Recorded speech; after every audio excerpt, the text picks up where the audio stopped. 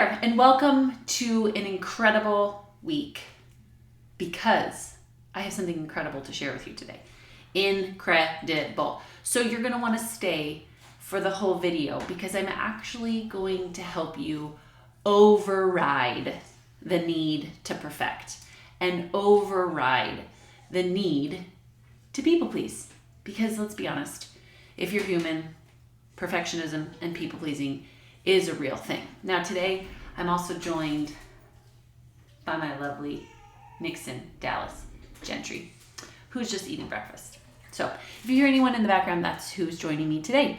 And I think the reason that today's topic is going to be truly so incredible and life-changing is also because I personally am coming off of what I would call a spiritual high after our Dare to Dream conference in Florida.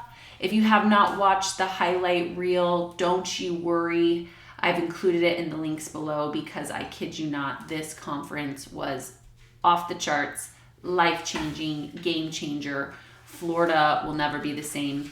And I hope that you are continuing to follow us in this conference as we're going city to city. And we would love to see that you get involved, that you look for our on-demand options, and that you join us in a city near you. So today I'm kind of bringing the heat, if you will, because I'm still riding that spiritual high. But I'm wanting to talk with you today about this idea of people-pleasing and perfectionism, because it was a real thing that I saw almost 100 people coming face to face with this weekend. And I figured if there's this community of people in Sarasota, Florida dealing with perfectionism and people pleasing, there has to be someone else out there that needs this too. And so we're going to tackle this today, because ultimately I think we can hide behind these two things because it's not like an icky thing. You know, like there's some of us who are like, oh man, I'm really struggling with anxiety, or I'm struggling with depression, or I'm struggling with these what feel and appear to be very dark issues that logically and realistically keep me from the things that God has positioned me to do, right? Like these are things that are hard, and they're ugly, and they're dark, and they're easier to tackle.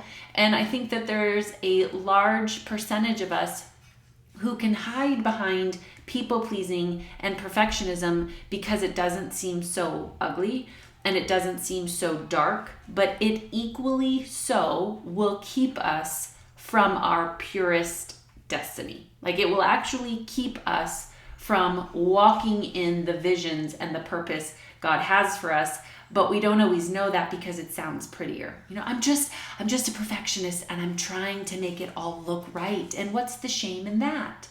Or, you know, I care so much about what other people think, and so I just want to make sure that everybody's happy. Said no one who does anything great. Says no one who's gotten out of the boat and walked on water. Never said Jesus. Said no one who's done anything worth mentioning. Now, if this is you, I don't want you to now feel shame in the fact that you've ever felt it, but I really want us to be very honest with the fact that people-pleasing and perfectionism is now not going to take you where you've never been. And until you realize that it's not serving you, and it's not serving the people around you, and it's not serving the greater good, we generally will keep doing it. And so today we're here to, number one, be aware of the habit. And then number two, to break the cycle. We need to override this thing. And that's what we're going to do today. So here's what I want you to understand is that people-pleasing and perfectionism is actually an ego thing.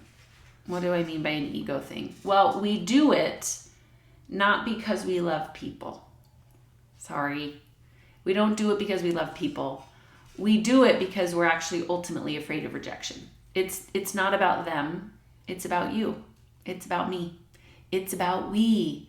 It is about my need to protect myself so that you don't reject me, so that you'll accept me, so that you will validate me, so that I will feel like I am contributing to the world around me. And so therefore, my need to perfect anything and everything and my need to be a people pleaser is actually not built in love, it's built in fear. And if we don't realize that, we can't change it. And I know if you're like me, you're sitting there going, oh, gross. That's gross. I don't want that. I don't want to be that person. And I hear you. I don't want you to be that person either, which is why we're doing this video, because all of us know we have ego that we all need to deal with, and yours just happens to be today, okay? So we have to realize that first and foremost is that it is an ego thing, and it is not built in love, it's built in fear. And somewhere along the lines, we picked up the armor called perfectionism or people-pleasing to protect us from rejection, to protect us from not feeling good enough, to protect us from the fear of being a disappointment to the world around us. And we picked up our armor and we call it perfectionism and we call it people pleasing. And I'm inviting you into laying down your armor and picking up something different. Okay. So first and foremost, we have to know that it is an ego thing, and it allows us to engage in some sort of self-justification, and it justifies our behavior that's not serving us. So now it's also one of those things of like, oh, I'll get that proposal to you later because I just want to make it perfect. We're justifying an icky habit. Stop justifying it. Then what also starts to happen after I've taken up my armor is that now I actually start to identify with the armor. And this is the next step, is once I have to let go of the ego and let go of the armor, I have to realize that the reason that I'm justifying it and the reason that I'm holding on to it is simply because I think that it's who I am. It's now become an identity. I've done it for so long. I've been that perfectionist for 10, 20, 30 years. I've been the people pleaser ever since I can remember, that now I identify as being a perfectionist. I identify as being a people pleaser. And here's what I'm telling you today. Get out a pen, push pause, grab a notepad, grab your computer, write this down. You are not a perfectionist. You learned to be a perfectionist. You are not a people pleaser. You learned to be a people pleaser. Repeat that after me. I am not a perfectionist. I learned to be one. Repeat after me. I am not a people pleaser. I learned to be. Well, JG, why did I learn to be? Because it protected me. It kept me safe. Remember, back to the point of it kept me safe from your rejection. It actually made me feel love in the moment. It worked. I avoided pain. I avoided rejection. I avoided abandonment. I avoided the thing. But at some level, you have to realize that is not who you are. I don't believe that God created us and said, she's going to be a perfectionist. She's going to be a people pleaser. She'll be a controller. He will be an avoider. It's not. We learned to do it. And at some level, it worked. It saved you. It protected you. It kept you from harm, kept you safe, but it's not going to set you free. See that? It's not going to set you free. It's not going to take you where you've never been. It's going to keep you in a very familiar hell that you will never find fulfillment. There will never be enough love. There will never be enough acceptance. It's like a bottomless pit because you will do, strive, aim, please, perfect until you're exhausted. It's a bottomless pit. So what do we do about that? Well, first you have to realize it's happening, and we got to surrender our ego. Then we have to surrender our identity. We have to actually unlearn the identity we have for ourselves so we can step into our actual identities as children of God, creators, adventurers, right? All the things that we were actually ordained to do. And then here's what we're going to have to do. We're going to have to realize that we do have safety, security, stability needs as people. We, of course, want to be in relationship. We want to be in connected communities, but we also want to actualize. We want to bring heaven to earth. We want to take our visions for what's possible, and we want to see them in the world around us. This is exactly what the Dare to Dream conference is all about. It's actually about changing the place that we're putting our attention and putting it on something much higher, on something much grander, on something with greater vision to actually begin building our lives today based upon where we're going, not where we've always been. So what this means is that I want to invite you into this conversation of no longer settling for being a perfectionist or a people pleaser, but going, that's not all that I am. I am so much more. And that's going to start your journey and going, okay, God, who am I? Who have you created me to be? What do I bring to this world that nobody else brings to this world? What is the vision that I have for my own life? And if you're sitting there going, that's a can of worms, I have no idea, then I'm going to encourage you to join our mastermind group. There is no question under the sun that we will help you tackle that exact question, those things that you're wondering, what am I here for? What is my vision? What is my burn? What am I want to bring to this earth that only I can bring? You need to join our mastermind group. Links below, links in all the places. Go to our website, do the things, because that is the actual group that I have built and created for you to find the place to answer those questions. But for the sake of this video, the idea here is, if you remember, I talk a lot about this in my past videos, but Maslow's hierarchy, which is a psychological chart that helps us to understand how do we actually live into our purest potential? How do we actualize? How do we manifest heaven on earth? Well, he suggests that I have to have my safety, security, and stability needs met first. I have to feel safe. I need to have right money in the bank. I need to have the white picket fence. I need to do all of these things to then move into this place of community, right? Where I can actually start to connect with other human beings, love and belonging, right? And then once I actually feel like I am loved and I belong in a community, that I will have the mental and emotional fortitude to then start succeeding in life, right? Actually setting goals and accomplishing them, having a vision and being able to start to do the things that are required of me to see my vision come to life. Once I do that, then I actually start to actualize in this life. I actually start to bring heaven to earth. I start to see the best version of me in all of the things. So he says you got to kind of start from the bottom up. Well, for most of us, we're getting stuck about midway because most of our safety, security, stability needs are met. But now we get stuck in the need to belong, the need to be seen, the need to be connected. And now I'm living my life for the approval of man. You see that? So now I actually am living my life for the approval of the people around me, which is why I'm a people pleaser and I'm a perfectionist, because I actually got stuck. And I've convinced myself that I need their approval to be who I was created to be. Yeah, that's gross. All of us are going, oh my gosh, that's really true. That doesn't make you crazy. That makes you human. And now we're going to actually draw some consciousness to this so you stop doing it. Okay? So when we start to realize that, man, I have really gotten stuck, focused on needing people's approval, needing acceptance from the world around me, needing to feel valued, needing to feel loved. And so no wonder you're doing things for love. You're doing things for value. You're doing things for acceptance. And I'm here to tell you today that that is not what you're here for. You are here to execute from love.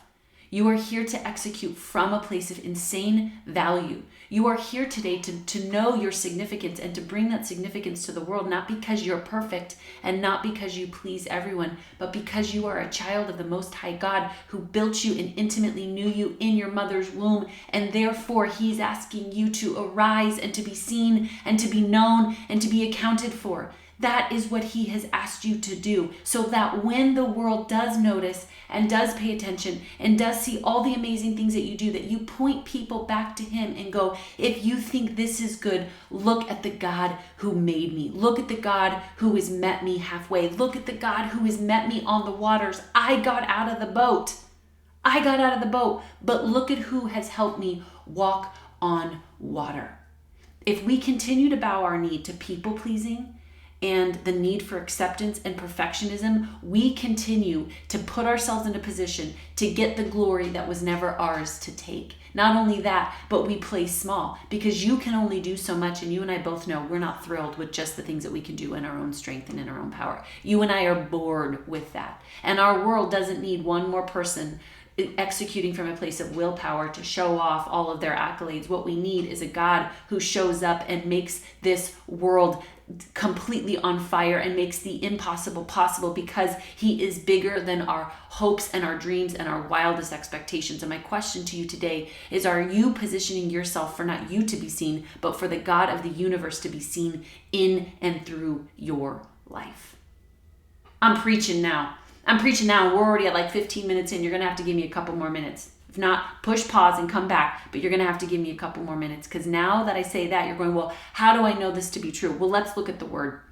It says in 2 Peter chapter 1, verse 3, His divine power has given us everything we need for a godly life through our knowledge of him who called us by his own glory and goodness. He didn't call you because you're perfect. He didn't call you because you're a people pleaser. He didn't call you for those reasons. He called you because of his own glory and goodness.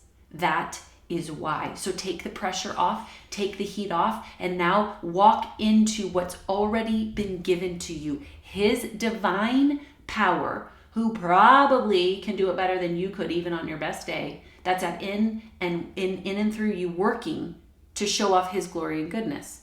Through these, he has given us very great and precious promises, so that through you may participate in the divine nature, escaping the corruption that the world's caused by evil desires, including people-pleasing, perfectionism, control, avoidance, all of the other things, that you could actually step into his divine nature and escape everything else. For this very reason, make every effort. Here's what you have to do. Well, Julia, how do I shift out of perfectionism? How do I shift out of people-pleasing? Number one, he hits it spot on. You have to understand who you are because of whose you are. You have divine nature. Say that. I have divine nature because of whose I am. I am the glorious and the great child of the Most High God. That is who I am, and it's whose I am. When I know this, then I can actually say, it says, make every effort to add to your faith goodness, and goodness, knowledge, and knowledge, self-control, and self-control, perseverance, and perseverance, godliness, and godliness, affection, and affection, love. If you possess these qualities in increasing measure, they will keep you from being ineffective and unproductive. This is our answer. Don't strive to be perfect or to please everyone. In faith, let it lead you to goodness. Let your goodness lead you to knowledge and wisdom and insight and understanding. Let that knowledge then lead you into self-control to recognize your shortcomings and your strengths. That then would lead to perseverance to keep going. Right? It says in Galatians 6:9, do not grow weary in doing good, for at the proper time you will reap a harvest. Right? That's what perseverance means. Once you continue to persevere, you're going to get godlier. What does that mean? Not you're going to be perfect, you're going to be better. Why? Because you do better. You know better. You practice heavenly better. That's what godliness is. It's just heavenly better. And godliness, affection, and affection turn to love, which means now I'm executing from love, not for love. Gosh, if we got this, we would revolutionize the way that we do life. We would lead different. We would do our work different. We would do marriage different. We would do parenting different. We would do friendships different. Why? Because now I'm doing it from love. I'm not doing it for love.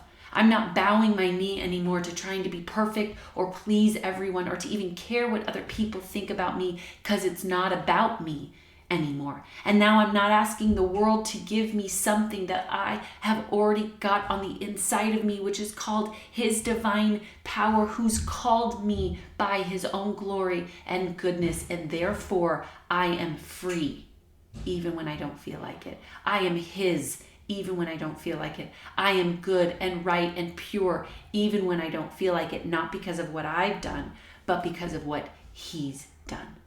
This, my friends, is how you override the need to perfect and to people please, is by checking your ego at the door and surrendering that. It's by stepping into this, letting go of an identity that says, I am these things, and going, no, I'm not. Writing this down to go, no, I am who he says I am. I am a child of God with divine nature to live a godly life because I have been called by his glory and goodness. I know who I am because I know whose I am. And then day by day, you're going to go from faith to goodness, goodness to knowledge, knowledge to self-control, self-control to perseverance, perseverance to affection, and affection to love. That is how you override perfectionism and people-pleasing, is you surrender the need to be loved and you recognize you already are. I love you guys. I love you because I love you, because I love you, because I love you. And I pray that today you walk in a deeper understanding of who you are because of whose you are. And I say this from the bottom of my heart. I ask you to send this video to one person who needs this preached today. You know someone who needs this preached today. Put it on repeat. Listen to it over and over and over again. Marinate it. Dive into the word. Study it. But send it to one person who needs to know deeply and intimately that they are loved because they are a child of God. Until next time. Don't forget to like and subscribe if you want videos that are going to encourage you, challenge you, and support you in going from where you are to where you've never been. And you know that what got you to where you are surely isn't going to take you to where you've never been. Then you're not going to want to forget